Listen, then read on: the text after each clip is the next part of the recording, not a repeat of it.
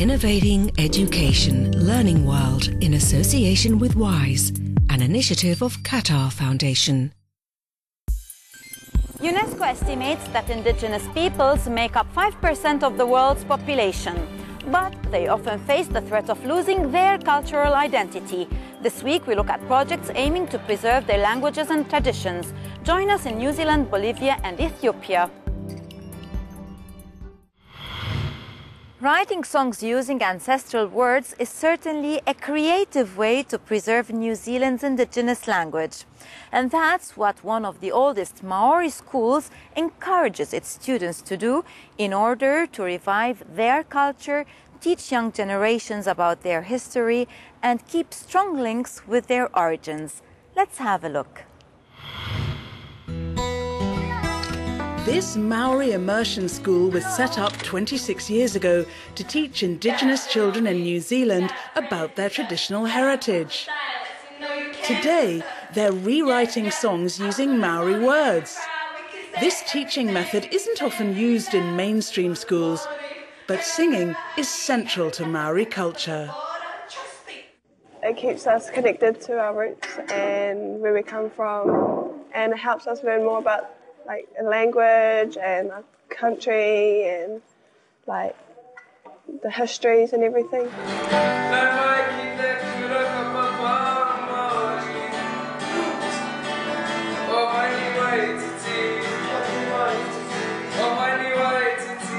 "30 years ago, this school only had a primary section, but parents and teachers decided to create a section for older children too.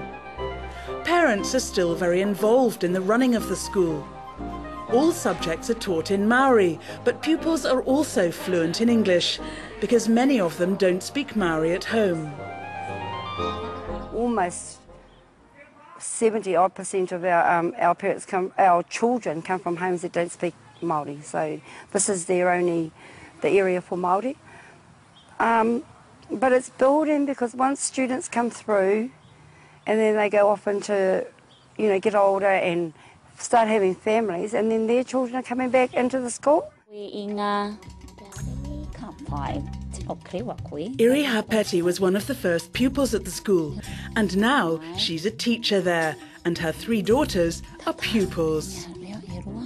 We were the main drives, the main force for getting that Māori language and making sure that it's revived to teach our kids, and then their kids to teach their kids as well. So there's that continuously.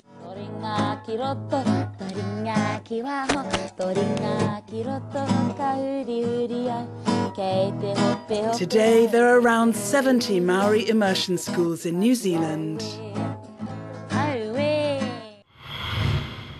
In Bolivia, European colonization has had an impact on cultural heritage. And many indigenous people find their access to education, particularly at university level, is limited. But one university is now offering courses in the philosophical and organizational principles of the ancient Andean society. Let's find out more. Here, in the Andean region of Bolivia, the Indigenous University is dedicated to preserving and promoting this country's indigenous heritage. There are courses available in highland agronomy, industrial food production, veterinary science, and textiles.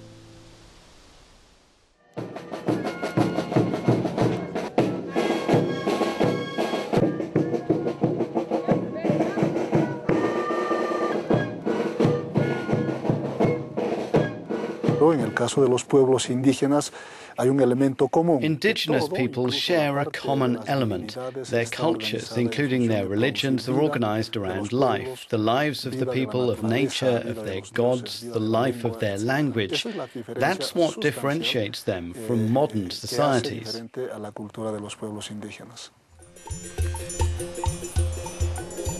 The university has 800 students, and the courses are taught in Spanish. And best of all, they're free.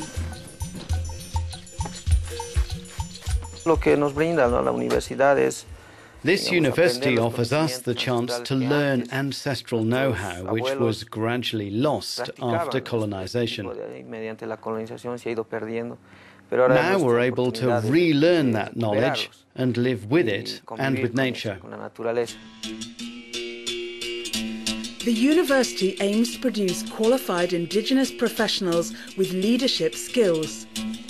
Students come from organisations all over the country, and it's hoped they will take their new knowledge back into their communities. I want to take this knowledge back to my people. I must go back with a workshop idea, an established project to develop back home. That's the aim. There are now 3 universities in Bolivia dedicated to indigenous culture.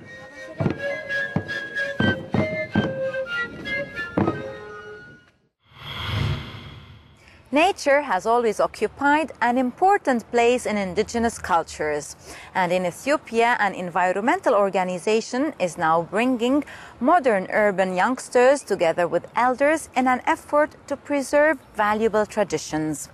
Through interaction with nature, the students are being encouraged to reconnect with their culture.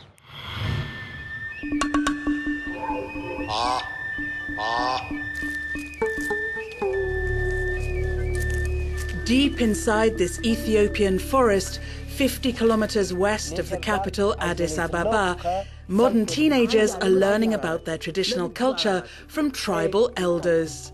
If you point directly that The sessions are organised by the NGO Melka, which aims to reconnect Ethiopian youngsters with their cultural identity. soft part is the bird. Everything is found in the nature. The nature has its own spirit, and when the students interact with the nature, when the participants interact with the nature, it will help them to see themselves really deeply and to use their potentials.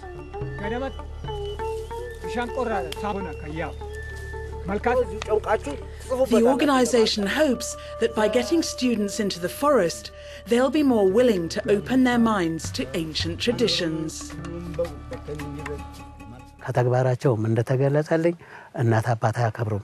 These days, I think young people lack respect for their families, their country, the environment.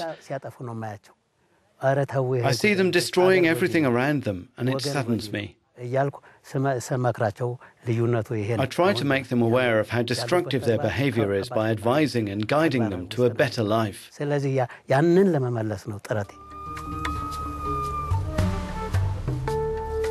The young people on the programme are encouraged to meditate and to reflect on their lives. Many of them come from troubled backgrounds. They discuss their thoughts in group sessions.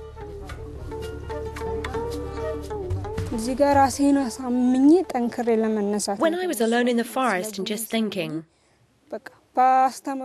listening to the birds singing and the leaves rustling, I was happy.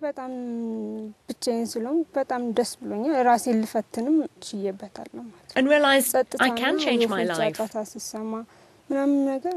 and make a better future for myself.